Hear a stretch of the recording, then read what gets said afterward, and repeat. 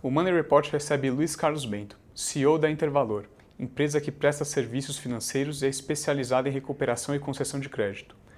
Bento, obrigado pela visita. Um prazer estar aqui. Bento, hoje a gente tem mais de 60 milhões de inadimplentes no Brasil.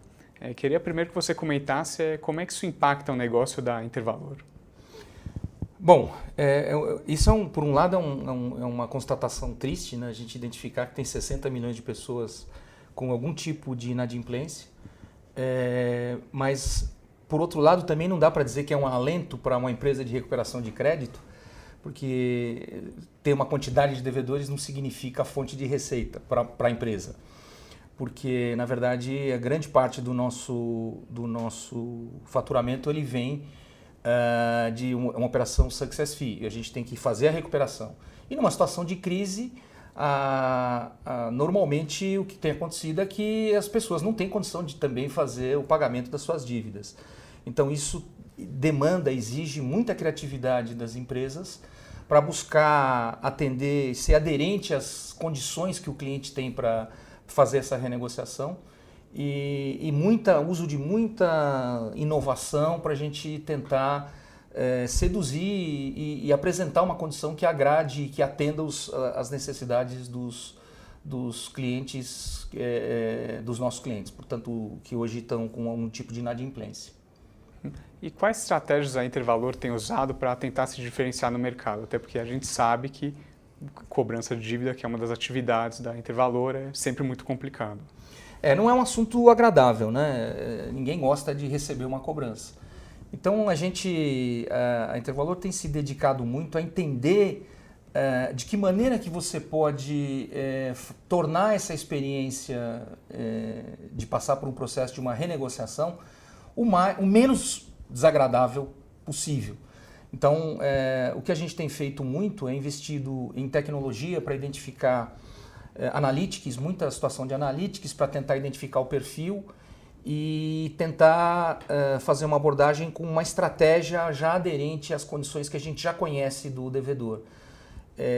Então, a gente tem investido muito num modelo de discriminação de variáveis para que, identificando o perfil do devedor, a gente consiga fazer uma oferta de negociação que atenda às condições que ele tem e, ao mesmo tempo, também as premissas que são passadas para que a gente trabalhe. Então,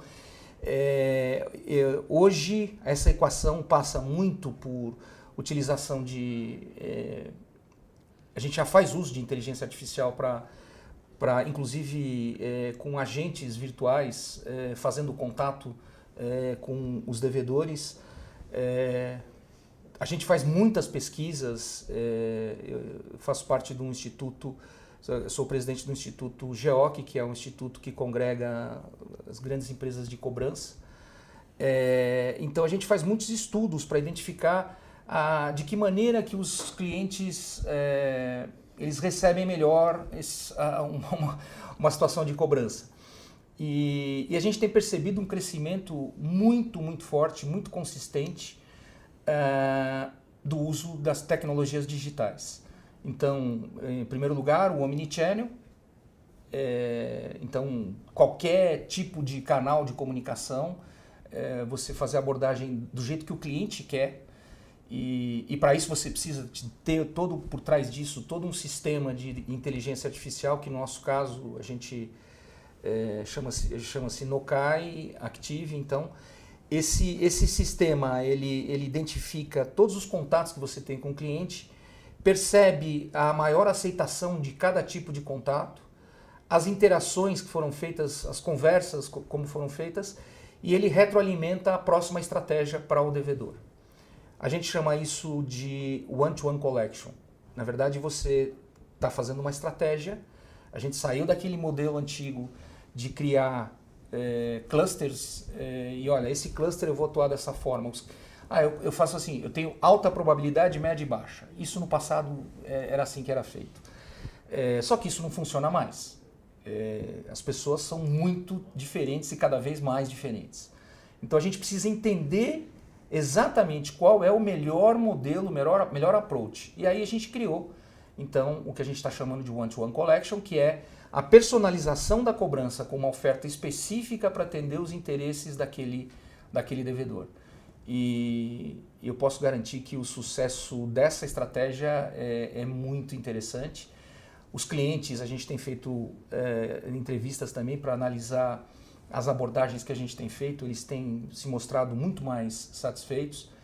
E ao contrário do que a gente pode pensar, de que uma estratégia de uma cobrança feita por um processo de um bot ou por um processo de usando bots de texto e coisas assim relacionadas, os clientes preferem, porque eles não se sentem invadidos, eles não têm restrição de conversar a respeito de um tema que não lhe é exatamente prazeroso e eles têm gostado desse tipo de abordagem. E curioso que a gente vem fazendo isso ano a ano e os resultados são crescentes. Então a gente está muito otimista e eu diria que a gente tem investido muito na experiência do cliente.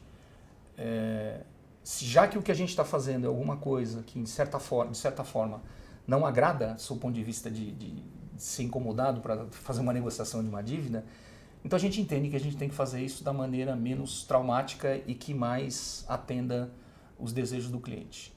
Então, investimento na experiência do cliente tem sido fundamental para isso, para essa estratégia.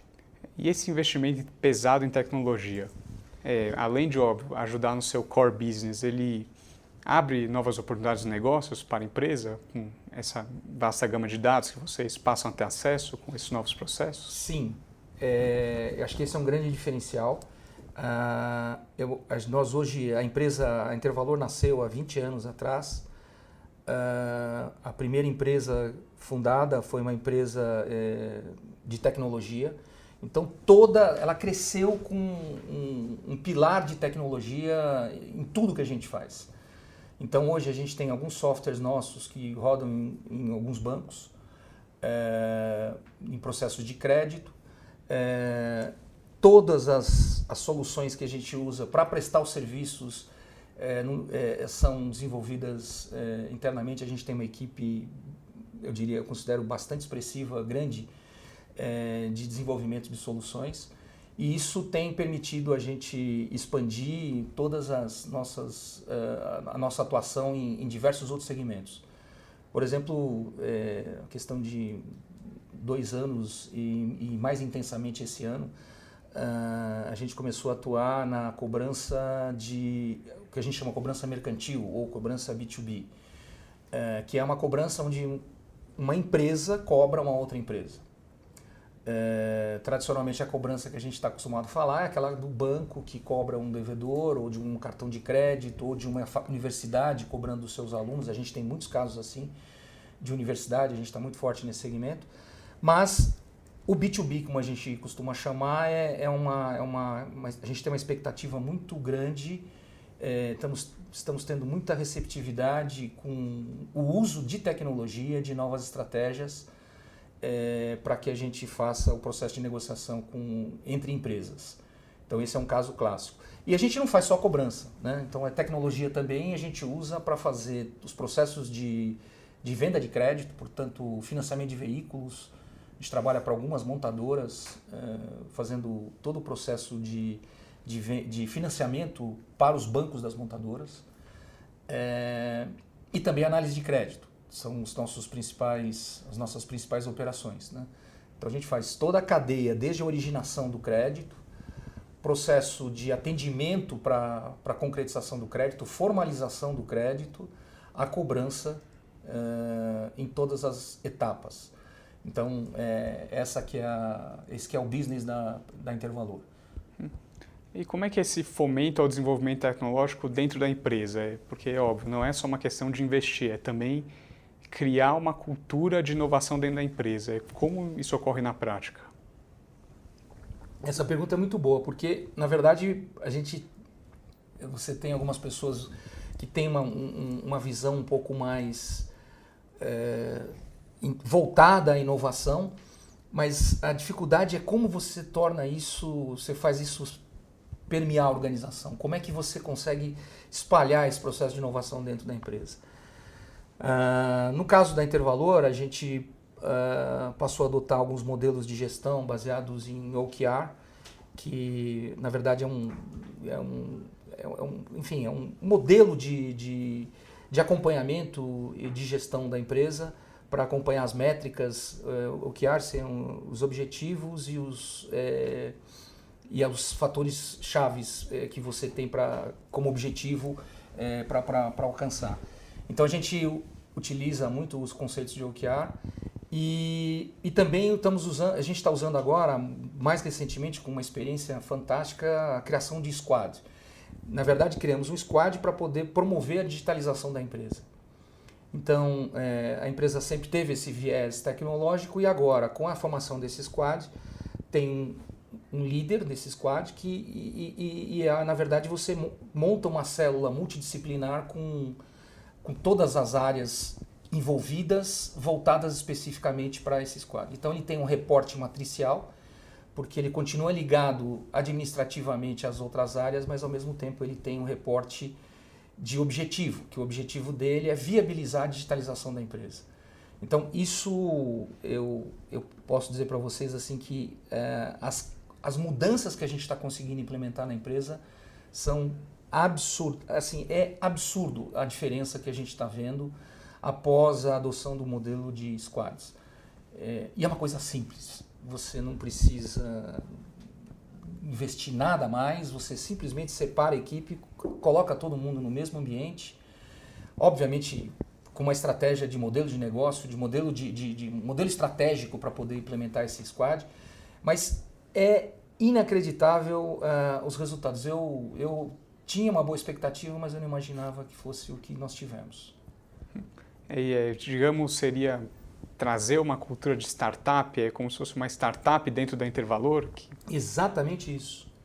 Esse squad é uma startup que tem um objetivo de orbitar numa organização com 3.000 funcionários. Então, você imagina, e com todas as dificuldades de conviver as duas estruturas, né? A estrutura tradicional com a estrutura de inovação. Mas é uma experiência fantástica. Eu recomendo que os empresários todos tenham essa experiência de promover um modelo disruptivo, colocando os squads, trabalhando em conjunto com o modelo tradicional. É muito, muito interessante. Pensando agora nesse mercado de tecnologia, questão de inteligência artificial, a gente sabe que a tecnologia está acabando e nos próximos anos vai acabar com vários empregos, mas por outro lado também vai criar alguns.